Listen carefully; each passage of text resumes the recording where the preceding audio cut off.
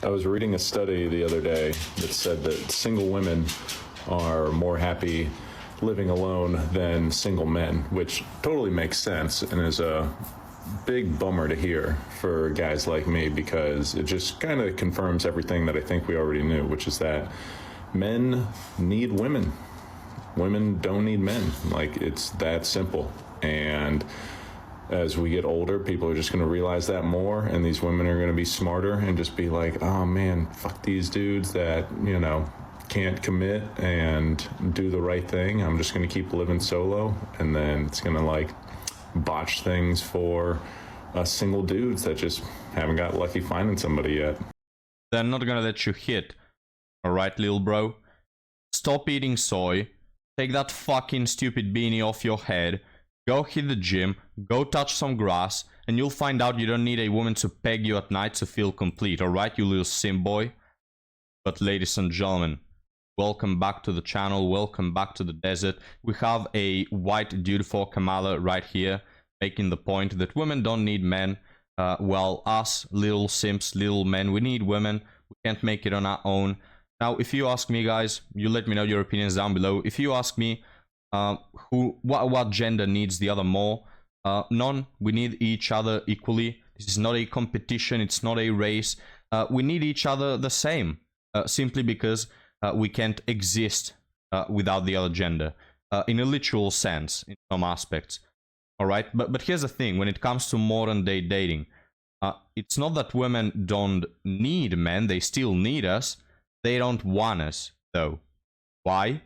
Well, you see, because in modern day dating, love is not even part of the equation for women.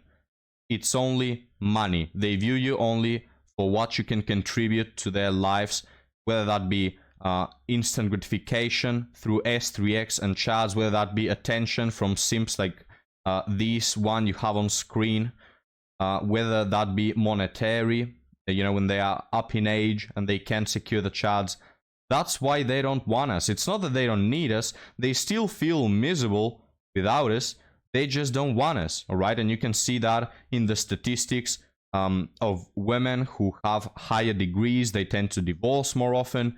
Women who have higher earning jobs, they tend to divorce more often or stay single more often, simply because you as a man, you are a retirement plan for these women. They never liked you for who you are. They don't love you. They don't care about love, all right? So in that sense, yes, again, it's not that they don't need us. It's simply that they don't want us. But gentlemen, let's move to another rageful video, as we have a feminist here. Let's see what she has to say, and then we'll cover a few TikToks and we'll move on to article story. But please like and subscribe if you enjoy this content. Now, let's start. Women weren't made to be submissive to men. Why do you think men make the better soldiers and subordinates? Because they fall in line. Women like to question things. Why do you because we're more strategic. All right, it's not only men that fill the roles of, you know, like cannon fodder riflemen. No, it's also men who happen to be strategists and commanders and all that, and generals. You know, we just simply get the job done better. It's not about being submissive. Why do you think men spend so much of their time trying to oppress and silence women? And if we're also talking about the soldier thing, let's also discuss how men are sent to war because men's lives are less valuable than a woman's womb. And let's also talk about womb envy and why they hate women so much. We have something that they will never have. We will experience things that they will never experience. So they well, I don't have a womb, but I have common sense and critical thinking and the ability to be accountable. So spend their time trying to regulate something that they'll never have because they're jealous. They're jealous. And why do you think they fucking hate gay people and trans people so much? Because those people are able to embody their feminine energy in a wish they had the courage to do. No, I can guarantee you that is not the reason. What in the actual hell, gentlemen? Apparently, the men who don't like the LGBT cult and all those things, it's because, you see, guys, you're actually jealous. Because a gay man wearing a strap-on on the street is feminine. And you get jealous of the fact that that he is more feminine, you know? Which wouldn't even be a good argument if that will be the case. But it's not even the case, because 50% of gay people are lesbians, so they represent masculinity. Do we also feel jealous of them? I don't know, sort of breaks your point there. Also, trans people, well, I don't know the exact percentages, but let's assume that like 50% transition into being men, into being masculine, all right? So, again, I don't see how I can be jealous because gay and trans people resemble femininity when they don't actually do. You know, practically, it's a 50% split between those who transition into representing masculinity or femininity. Well, a mockery of those two things anyway. My hell, is this person real, guys? Does this person actually exist? Am I sharing this world with this person right here? My hell. But gentlemen, you thought that that's all the rage we have for today? Well, you will be wrong. We have more rage, guys, more stupid videos. Let's check this one out. There's a creator on here who said it's a red flag if a man in the patriarchy, a world designed for them to succeed, has achieved less than me. And I'm going to take it a step further. Well, we're talking about a dating relationship here. Okay, a little bit of chisme. I am 35, and I like to date men who are significantly older than I am. Whatever, it's a different TikTok. So here's the deal. If you are a man in our patriarchy and you are 5, 10, 15 years older than me, in a world designed for you to succeed, we have institutionalized barriers for women, and yet I, a 35-year-old woman, have achieved more than you? A man of your age? No.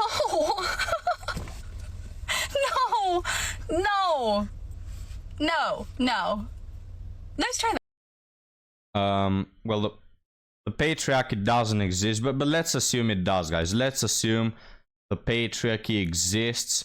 Let's assume we live in a world that benefits men, that is built to give men advantages. Let's presume that is the case, even though it's the furthest thing from the truth. I know, guys, I know. But let's presume it does, for the sake of argument. Alright, I'll take you up on that deal. Here's another deal, though, that I have for you, you female harpy. Women are in a dating world that benefits them at an incredible rate, alright? Like, dating is, let's say, built to give all the advantages to women. It's like the matriarchy, or whatever you want to call it. Dating is the matriarchy. You have all the power, you have all the options, you have all the say in whether, you know, what you do with your 150 options, alright? So let me make you a counter deal.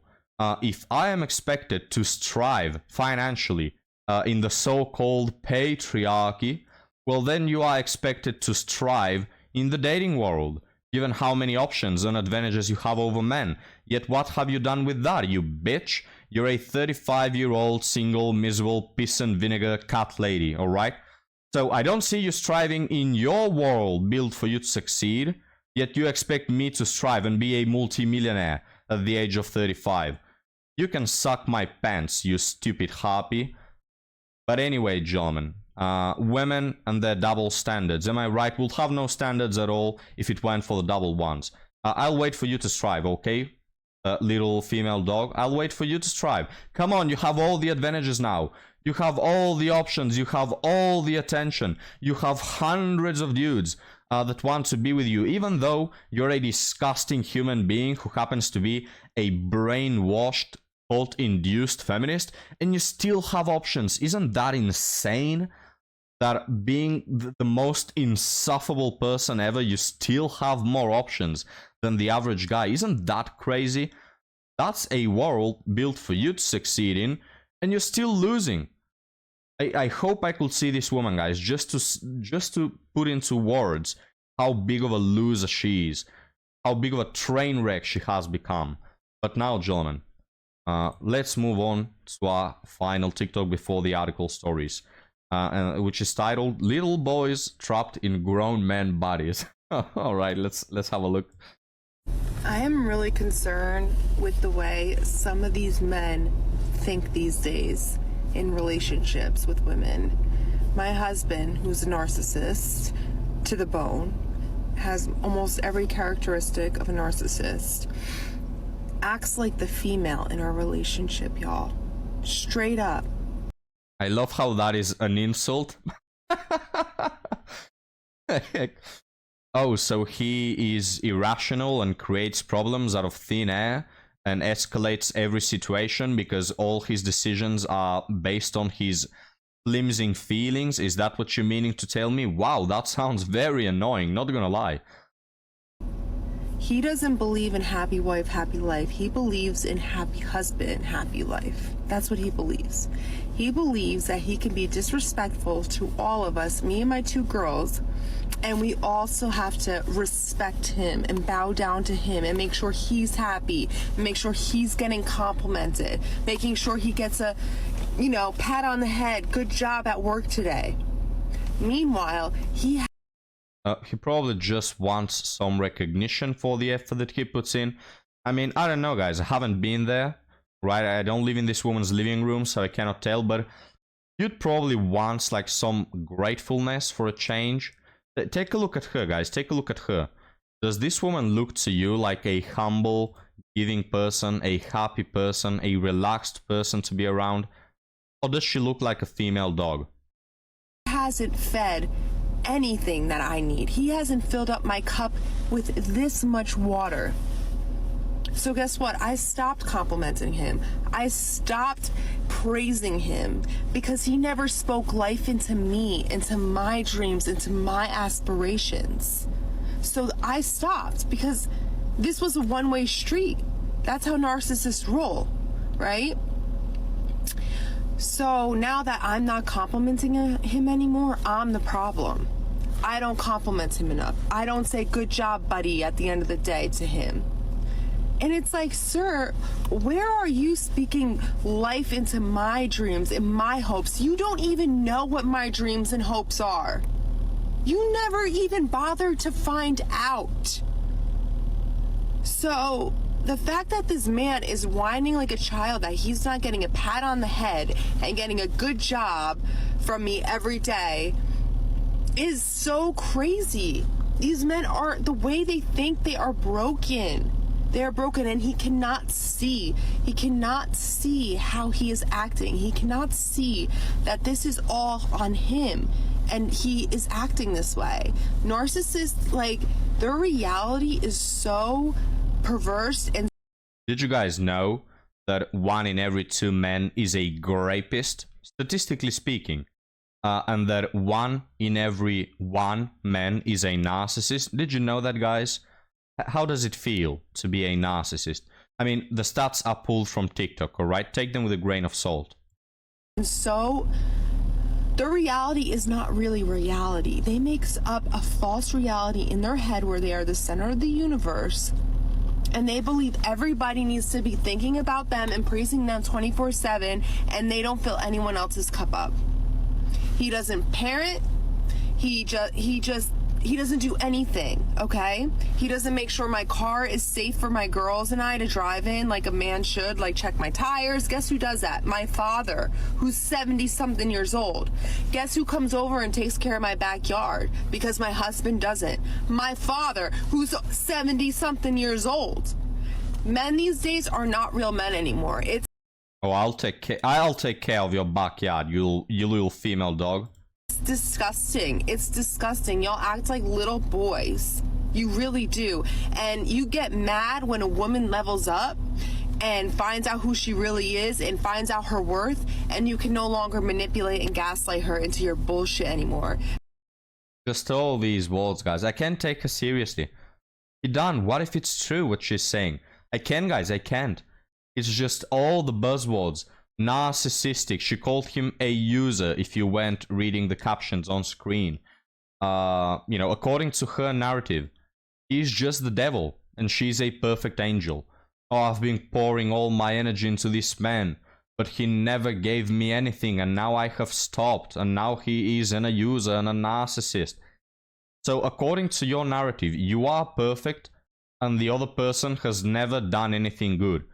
I mean, does someone actually buy this narrative, guys? I'm so tired of people who have this like, oh wow, what a convenient narrative.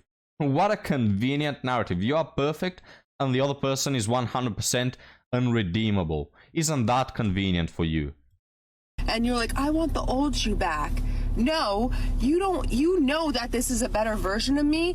You just want to control me. And you can't anymore. You can't control me anymore because I don't believe the bullshit. I don't believe the lies. I'm not falling for the gaslighting. I'm not thinking everything's my fault. I'm not thinking I'm mentally ill anymore. Because you said I am. Get out of here. Alright, so she's going to divorce him, take the children, take alimony and child support, and probably half his house. And that's that. Yeah? It's just so annoying, guys. Now, again, I haven't been there. I don't know if that is true. I highly doubt it. Alright? There are not many couples in this world where one person is perfect, never done anything wrong, and the other is 100% at fault for everything. Alright? There just aren't many cases like that. But according to women, every marriage is like that. Holy hell, guys, isn't that convenient? According to every woman we see on TikTok, she is perfect and the guy is to blame for everything. Wow. What are the chances that that is the case? Nah, she probably just, you know, was expected to give in a little more because the man was probably giving... the man was probably pulling like 90% of the weight of the relationship, and she had to chip in at 10%, got tired of it, and started this whole talk about, oh, he's being manipulative and a narcissist and abusive and all that. Get out of here, man. I'm so tired of that narrative. But gentlemen, let's move on to article stories. They are not rageful, alright? Enough, guys, enough. Enough with the rage. Got enough for today. I manned up today is called the article. I'm a 32-year-old female. There's this guy at my local supermarket deli. He has served me... Excuse me. He has served me a couple times, and one day I made a bold move. I asked him what tricep exercises he does. Weird? Maybe. But these muscles were too gorgeous to ignore. They ripple on everything when he slices my meat. There's a sexual joke there, but I cannot think of it right now, so I'll leave that for you, for homework. Any true gym goer understands how hard triceps are to work. Not really, but whatever you say. Anyway, he turned bright red and the conversation flowed. Today I wrote my name with a smiley face and my number on a piece of paper. I stalled him like a lion on the plains, waiting for him to be finished serving customers. Then I handed him my note. He smiled and said, I'll see you around. Good, bad, I don't know. I hope I hear from Try Guy. Otherwise, I might have to find a new deli. Well, isn't your heart racing right now, gentlemen? We have a better love story than Twilight over here. But sadly enough, guys, I'm gonna have to break your heart.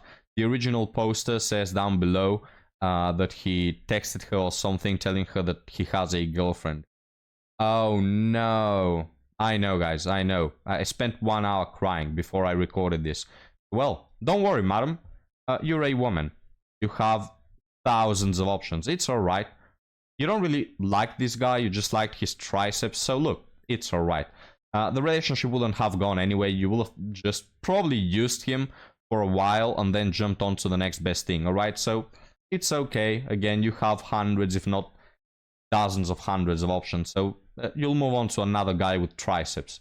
But now let's move on, guys, to another article. Shortest date ever. On Thursday I broke my record of shortest date ever. It was 20 minutes. Kept on insisting we go to his apartment, even though I told him initially that I don't go to someone's home on the first date. He also said that going to bars makes him uncomfortable, which I kinda doubt, but who knows. This guy doesn't have a minute to spend. No bars, I'm not paying no drinks, just come home, I'll pump and dump you, and that's that. Wasting no time at all.